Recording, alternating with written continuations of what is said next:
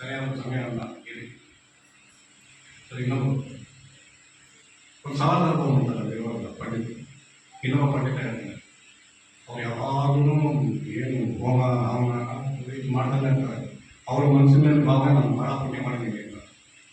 ಅವರು ಹೇಗಂಗ ಸ್ವಾಮಿ ನಾನು ಹೋಗ್ತೀನಿ ಅನ್ನ ಇಲ್ಲ ಸ್ವಾಮಿ ನೀವು ಹೋಗೋದು ಈಗ ಎಲ್ಲರೂ ಕರ್ಕೊಂಡು ಹೋಗ್ತಾರೆ. ಆಗ ವ್ಯಾಸರಾಜರು ಕೇಳ್ತಾರೆ, ಕನಕ ಅವ್ರನ್ನೆಲ್ಲ ಬಿಟ್ಕೊಡಪ್ಪ, ನಾನು ನಿಮ್ಮ ಹುಡುಗರು ನಾನು ಹೋಗ್ತೀನಿ. ನಾನು ಸ್ವಾಮಿ ನಿಮ್ಮ ಹುಡುಗರು ಆಗ ಹೇಳ್ತಾರೆ ನೀವು ಹೋಗೋದು. ಅವ್ರು ನೆನ್ಕೋಬೋಲ್ಲ, ಗುರುಗಳು ನೆನ್ಕೋಬೋಲ್ಲ. ಕನಕ ಆಗ ಇನ್ನೊಂದು ಪ್ರಶ್ನೆ ಕೇಳ್ತೀನಿ, ನೀನು ಹೋಗ್ತೀಯಾ? ಕನಕನ ಡೈರೆಕ್ಟ್ ಹೇಳಿ, ನೀನು ಹೋಗ್ತೀಯ ಅಂತ. ಗುರುಗಳೇ ನಾನು ಹೋದರೆ ಹೋದೆ, ಎಲ್ಲರಿಗೂ ಹೋಗು, ಗುರುಗಳಿಂದ ಹೋಗೋಣ ಅಂತ. ನಾನು ಹೋದ್ರೆ ಹೋಗಿ ನಾನು ಹೋಗ್ತೀನಿ ಅಂತ ನೋಡಿದೆ. ಅವ್ರು ಬೈತಾರೆ, ಸರಿಯಾಗಿ ಗಮನಿಸಿ ಏನು ಹೇಳ್ತಾರೆ, ನಾನು ಅನ್ನೋ ಅಹಮನ ಬಿಟ್ಟರೆ ನಾನು ಹೋದರೆ ಬೈಕೊಂಡೆ. ಈ ನಾನು ಅನ್ನೋ ಅಹಮನ್ನ ನಾವು ಬಿಡದೇ ಹೋದ್ಮೇಲೆ ನನ್ನ ಅಹಂ ಎಲ್ಲಿ ಹೋಗಿ ಕೂತ್ಕೊಳ್ಬೇಕು. ಅದಕ್ಕೆ ನಾವು ಇನ್ನೊಂದು ಹಿಮಾಲಯ ಅಂತ ಹೇಳ್ತೀವಿ.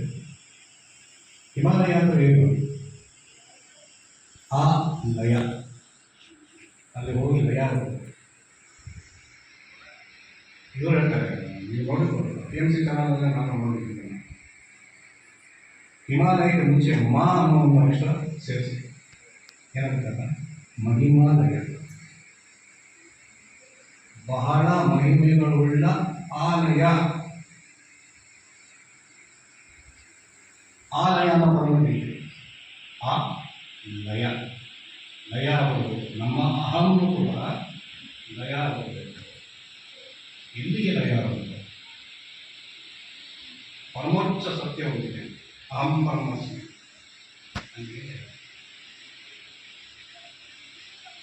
ಆಗ ಮಾತ್ರ ನಮಗೆ ಜನ್ಮದಾಯಿತ ಮತ್ತೆ ಕೊಡ್ಬೋದಿಲ್ಲ. ಆಮೇಲೆ ಪೂರ್ವರಿಗೂ ಹೇಳ್ತಾರೆ, ಸುಭಾಷಿಣಿ ಅವರು ಹೇಳ್ತಾರೆ ಏನಂದ್ರೆ, ಸಮುದ್ರ ಅದರ ಆಳ, ಅದರ ಪರಿಮಿತಿ ಎಷ್ಟು ಆಳವಾಗುತ್ತೆ. ಒಂದು ಅಲೆ ಬರುತ್ತೆ, ಅಲೆಯಲ್ಲಿ ಒಂದು ನೀರಿನ ಬಿಂದು ಇರುತ್ತೆ. ಆ ಬಿಂದು ಏನು ಮಾಡುತ್ತೆ, ಒಂದು ಎಕ್ಸಾಂಪಲ್, ಆ ಬಿಂದು ಏನು ಮಾಡುತ್ತೆ, ಸಮುದ್ರದ್ದೇ ಬಿಂದು ಅವರು ನೀರು. ಆ ಬಿಂದು ಏನು ಮಾಡುತ್ತೆ, ಸಮುದ್ರನ ನೋಡುತ್ತೆ, ಬಾ ಎಷ್ಟು ಆಧಾರವಾಗಿದೆ, ಎಷ್ಟು ಶಕ್ತಿಯುತವಾಗಿದೆ, ಎಷ್ಟು ಆಳ ಇದೆ ಅದಕ್ಕೆ, ನಾನು ಅದರ ಆಗೋದಿಲ್ಲ ಅಂತ ಅಂದ್ಕೊಳ್ಳುತ್ತೆ. ನೀರಿನ ಹನಿ ಬಿಂದು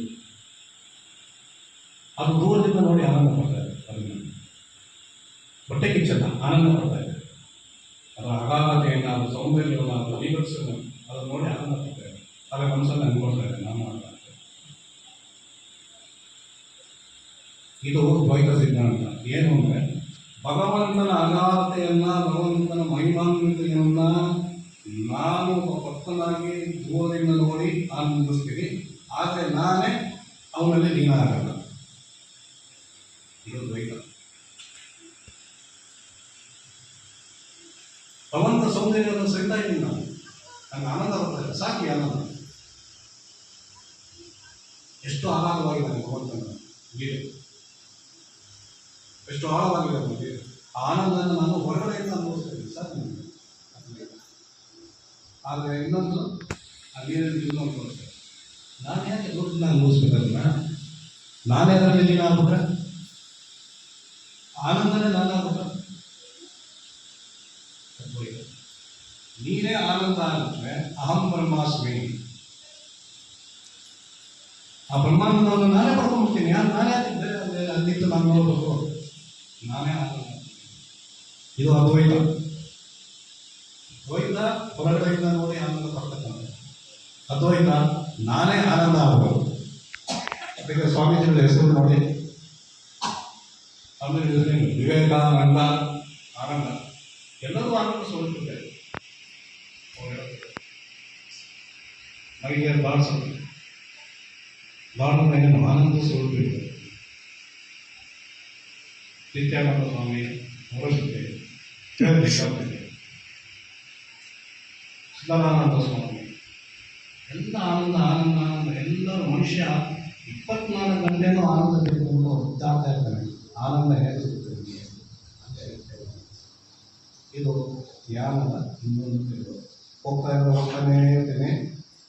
ಸಮಯದ ಆಗಬೇಕಾದ್ರೆ ಅಂತ ಸೂಚನೆ ಬರ್ತಾ ಇದ್ದೀನಿ. ಅದರಿಂದ ಇಲ್ಲಿಗೆ ನಿಲ್ಲಿಸೋಣ. ಇನ್ನೊಂದು ಯಾವುದಾದ್ರು ಅವಕಾಶ ಸಿಗಲ್ಲ. ಇದರ ಬಗ್ಗೆ ತುಂಬ ಸುದೀರ್ಘವಾದ ಚರ್ಚೆ. ಇದು ಕನಿಷ್ಠ ಪಕ್ಷ 3 ಗಂಟೆ ಇರುತ್ತೆ. ಇದ್ರ ಬಗ್ಗೆ ಮಾತಾಡೋಕ್ಕೆ ಕನಿಷ್ಠ ಪಕ್ಷ 3 ಗಂಟೆಗಳ ಸಮಯ ಇರುತ್ತೆ. ಇಲ್ಲಿ ಯಾವತ್ತಾದ್ರೂ ಅವಕಾಶ ಸಿಗ್ತಾರ ನೋಡೋಣ.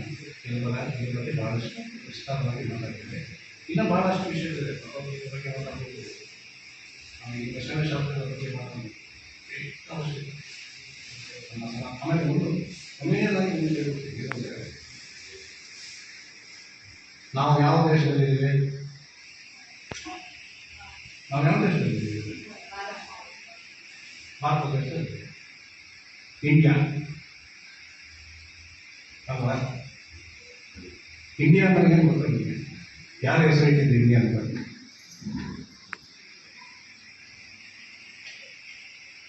ಇಂಡಿಯಾ ಅಂತ ಯಾರು ಹೆಸರು ಇಟ್ಟಿದ್ದು? ಅದು ಮುಂಚೆ ಯಾರು ಹೆಸರು ಇಟ್ಟಿದ್ದು? ಭಾರತ ಅಂತ ಹೆಸರಿಟ್ಟು ಅದಕ್ಕೆ ಇನ್ನೊಂದು ಹೆಸರು ಹಿಂದೂಸ್ತಾನ. ಇವತ್ತು ವರ್ಷಾಂತರದಲ್ಲ ಇಂಡಿಯಾದಿಂದ ಬಂದಿದ್ದೀರ. ಹಿಂದೂಸ್ತಾನ್ ಸಹ ಯಾಕೆ ಅನ್ನೋದು, ಇಂಡಿಯಾ ಸಹ ಯಾಕೆ ಅನ್ನೋದು, ಹಿಂದೂಸ್ತಾನ್ ಸಹ ಯಾಕೆ. ಇಂಡಿಯಾ ಅಂದ್ರೆ ಏನು? ಇಂಡಿಪೆಂಡೆಂಟ್, ಒಂದು ಫಸ್ಟ್ ಅಕ್ಷರ ಗಮನಿಸ್ತೀವಿ. Independent nation declared independence in August.